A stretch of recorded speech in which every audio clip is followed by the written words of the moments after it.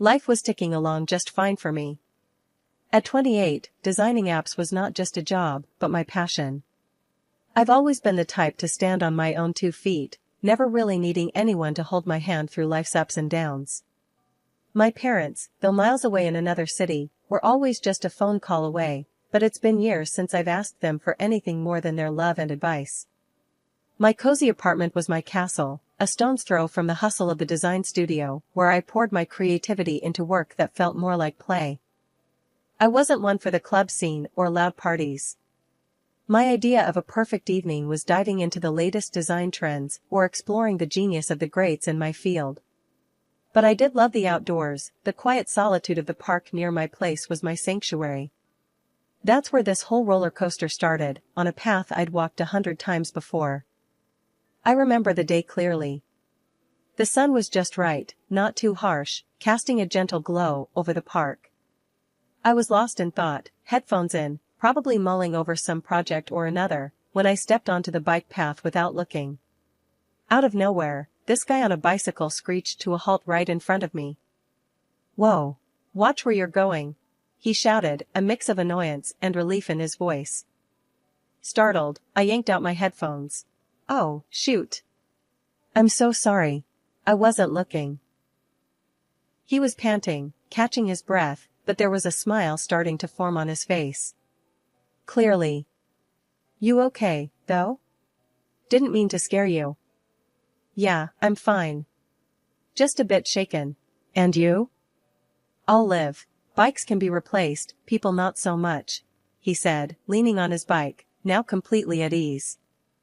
That's how I met Alex.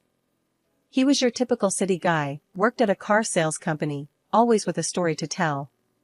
He had this rugged charm about him, with a grin that could light up the darkest rooms. Despite our rocky start, we ended up chatting right there in the middle of the path. "So, you always jump in front of bikes for fun, or is today a special occasion?" he teased, the smirk never leaving his face. "Huh. First time for everything, I guess. I'm usually more aware of my surroundings," I shot back, trying not to show how embarrassed I was. "Alex," he said, extending a hand. I shook it. "Nice to meet you, Alex. I'm Lena. And let me guess, you're one of those artsy types, right? You've got that creative vibe." I laughed. "Is it that obvious?" "Yeah, I'm a designer. Applications, mostly." "Knew it," he exclaimed, as if he had won a prize. "I work in car sales. Not as glamorous, but it pays the bills." We talked for a bit longer, sharing bits and pieces of our lives.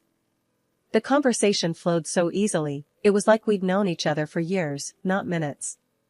When we finally said goodbye, we exchanged numbers, and I walked away with a weird feeling in my stomach. Excitement, maybe? I wasn't sure. After that day in the park, Alex and I started seeing each other more and more. It wasn't long before what started as casual coffees after work turned into late-night dinners, and then whole weekends spent together. It was all so quick, yet it felt like the most natural progression in the world. One evening, after a particularly long day at the studio, I came home to find Alex already there, cooking dinner. The aroma of something delicious filled the small apartment, and for a moment, I was taken aback by how domestic and right it all felt. "Hey, you're home early," I said, dropping my keys on the table and heading straight for the kitchen. "What's all this?" "Just thought I'd surprise you with dinner," Alex replied without turning around. "You've been working so hard lately, figured you could use a break." I wrapped my arms around him from behind, resting my head against his back. "You're amazing, you know that?" He chuckled, turning around to face me with a mock bow. "Only the best for my girl. Now go get changed, dinner's almost ready." That night, as we sat eating the surprisingly delicious meal Alex had whipped up, the conversation took a turn I wasn't expecting. "So, I've been thinking," Alex started, his tone more serious than usual. "About?" I prompted, suddenly nervous. "Us. This. Everything we've got going on," he said, gesturing around the apartment. "I think it's time we took the next step." My heart skipped a beat. Next step? "Yeah, you know, moving together." For real this time. No more back and forth between apartments. I was silent for a moment, mulling it over. It was a big step, but then again, wasn't this what I wanted? Are you sure? I finally asked. It's a big commitment. Alex took my hand across the table, his gaze steady. I've never been more sure of anything in my life. I love you, and I want to make this work, for real. The sincerity in his voice melted any doubts I might have had. Okay, I said, smiling. Let's do it. And just like that, we began a new chapter together. Finding a new place was surprisingly easy, and before we knew it, we were signing the lease to a bigger, brighter apartment in a neighborhood that was new to both of us. It was exciting, decorating our shared space, making it ours. But with the new apartment came new realities, and the honeymoon phase couldn't last forever. One evening, a few months after we'd moved in together, the first real test of our relationship came to a head. Can we talk, Lena? Alex said, his tone serious as he sat down next to me on the couch. I muted the TV, turning to face him.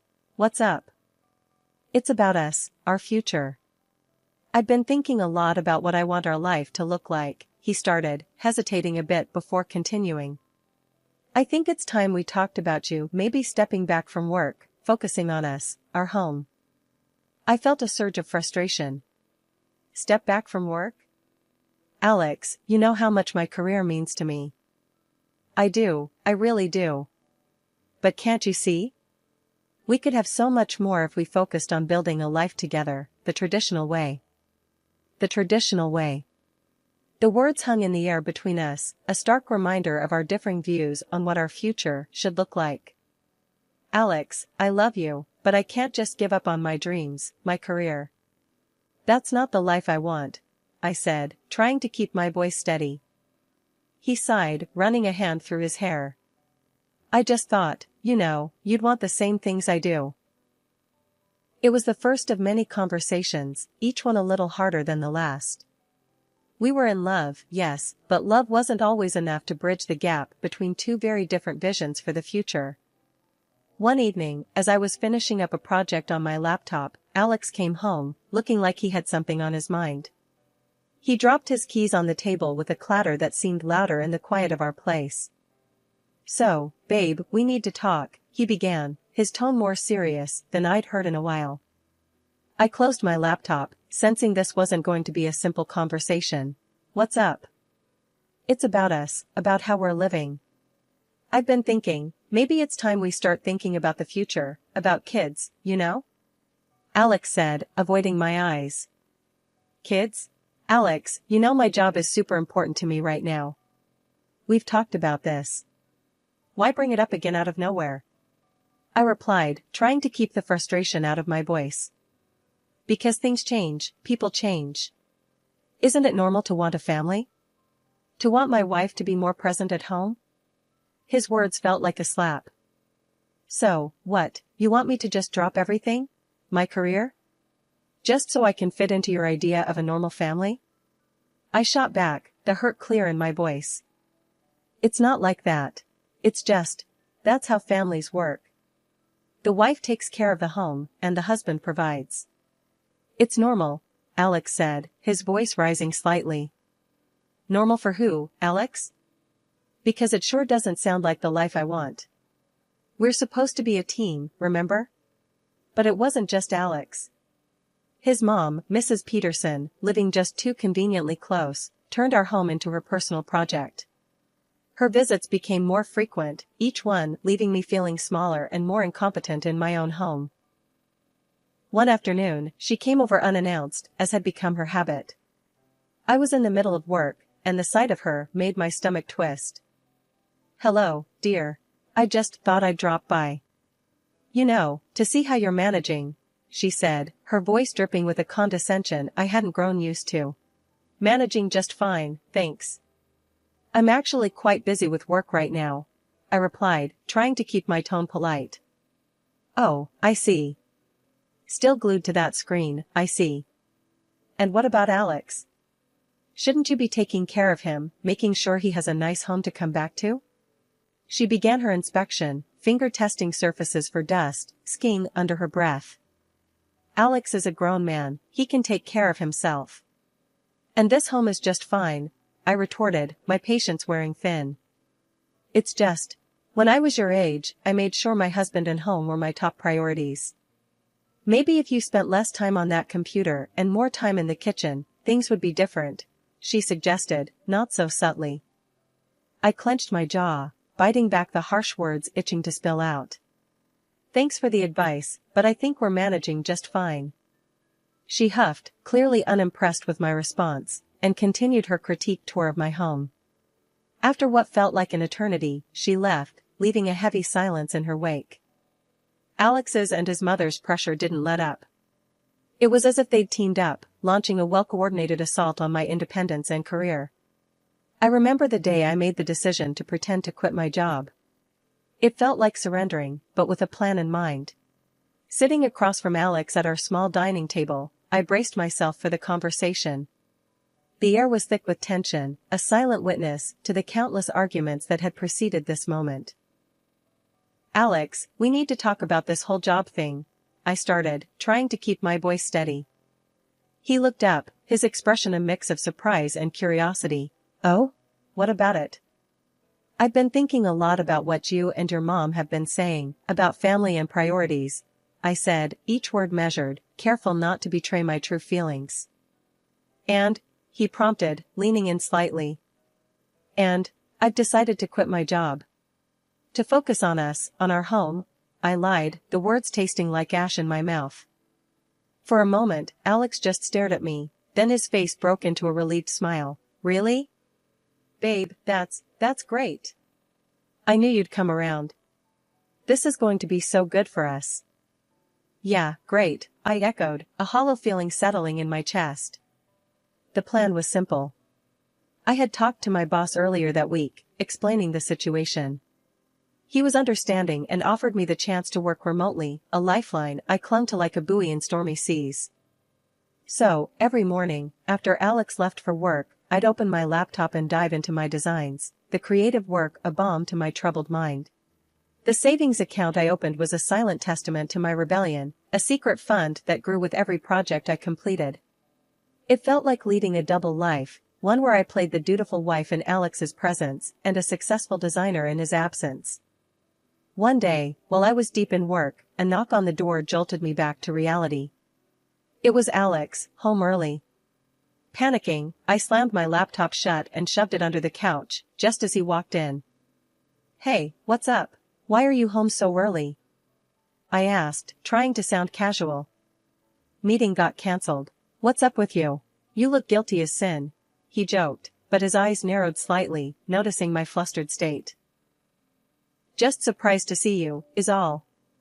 Wasn't expecting you back so soon, I replied, forcing a laugh. He shrugged it off, thankfully, and the moment passed, but it was a close call, too close. That night, as we lay in bed, Alex turned to me, a serious look on his face. You know, I've been thinking. Since you're home all day now, maybe we could start thinking about, kids. The topic again. It felt like no matter how much I did, how much I pretended, it would never be enough. Kids? Alex, we've talked about this. I'm not sure now is the right. But it's perfect timing. You're at home, we're stable. What's holding us back? He interrupted, his tone a mix of frustration and eagerness. Everything, I wanted to shout. My job, my independence, our entire relationship hanging by a thread. But I swallowed those words, replacing them with a non-committal. We'll see, Alex. Let's just take it one step at a time. 3 months into our experiment of living off Alex's salary alone, the cracks were showing, wide and alarming. Our finances were a mess, stretched thinner than I thought possible. I hadn't touched the savings I'd secretly stashed away yet, clinging to the hope that Alex would see reason. But when we sat down to discuss our financial predicament, it blew up in my face. Alex, we can't keep going like this. We're barely making ends meet. I think it's time I went back to work, I said, trying to keep my voice steady. He slammed his coffee cup down, his face clouding over. Back to this again? I told you, we're fine.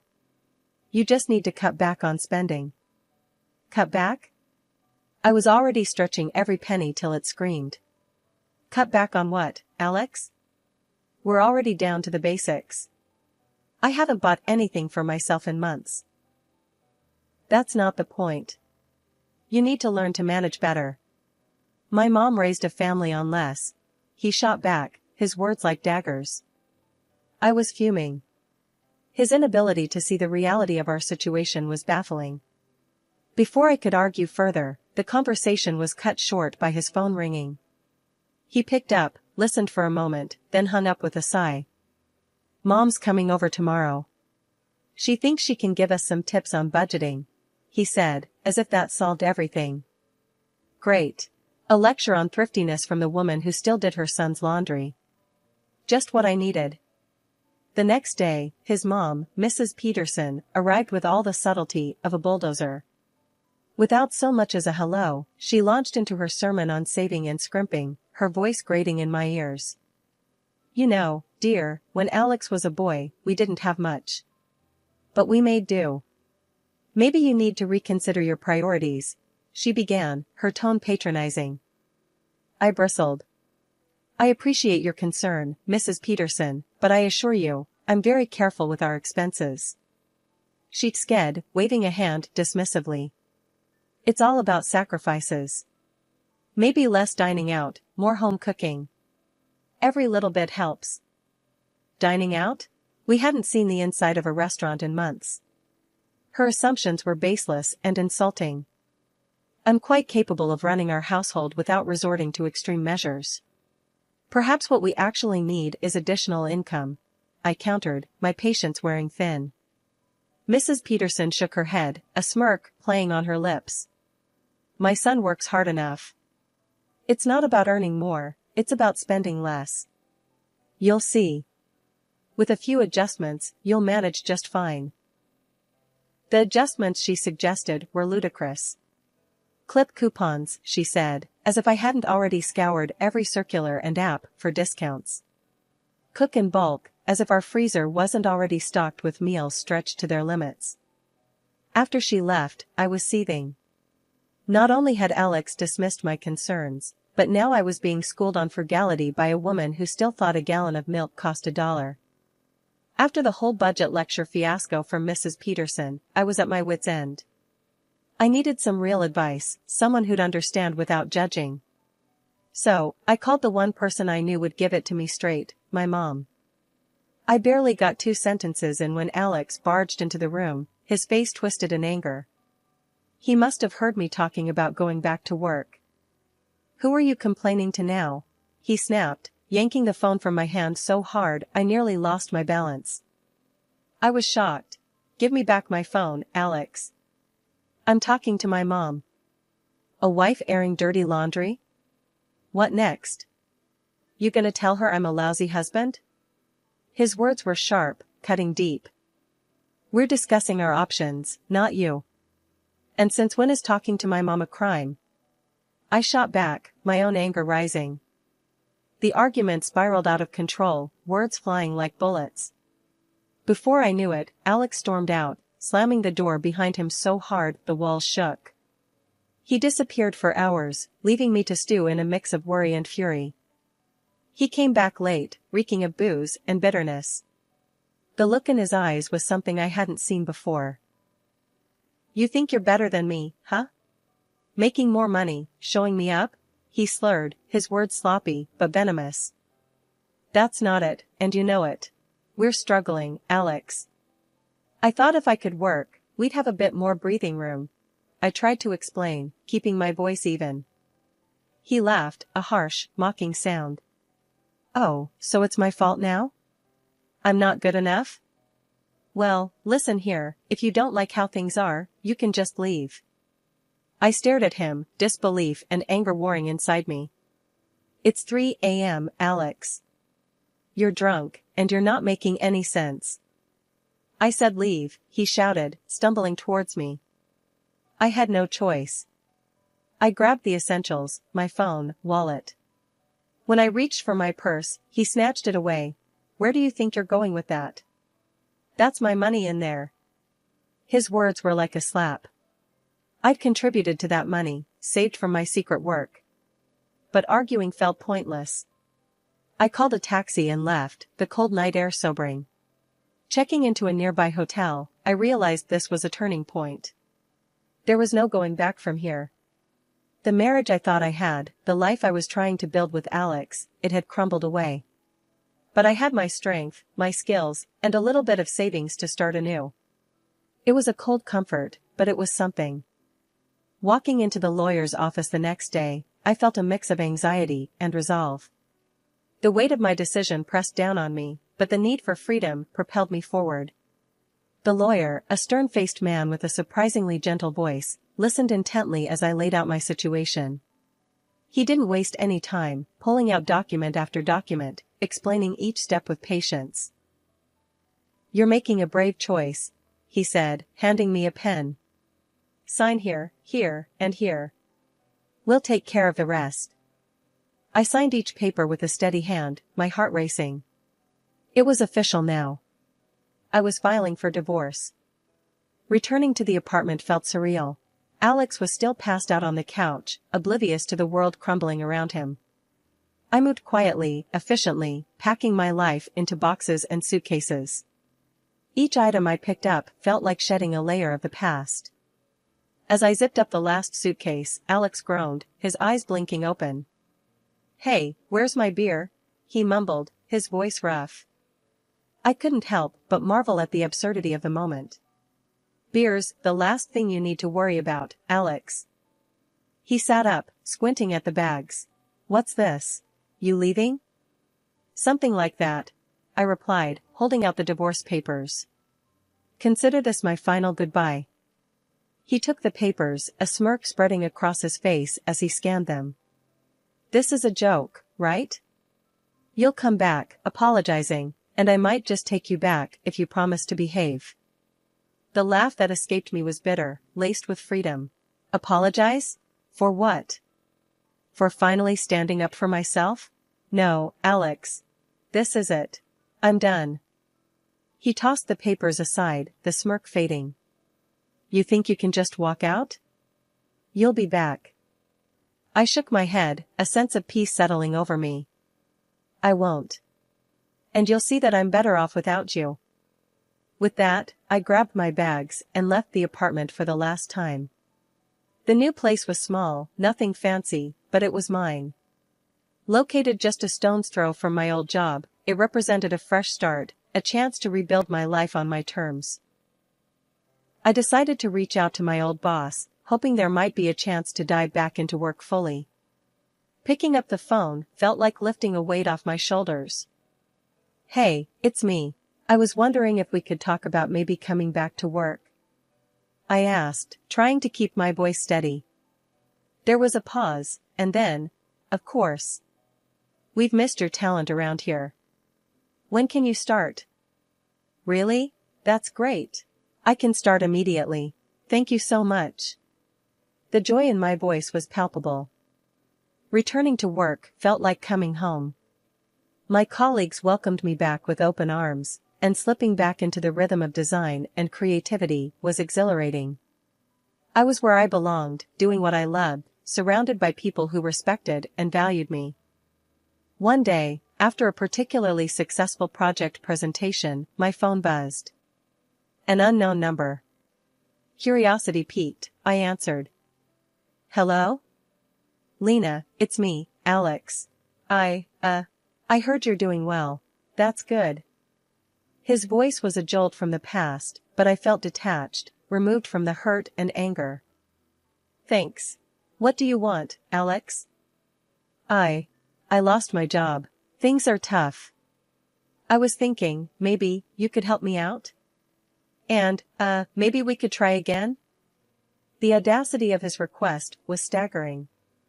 After everything, he still thought he could lean on me, use me as a safety net. "Alex, that part of my life is over. I'm moving forward, not backward.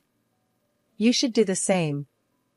There was silence on the other end, and then a resigned sigh. "Yeah, I guess you're right.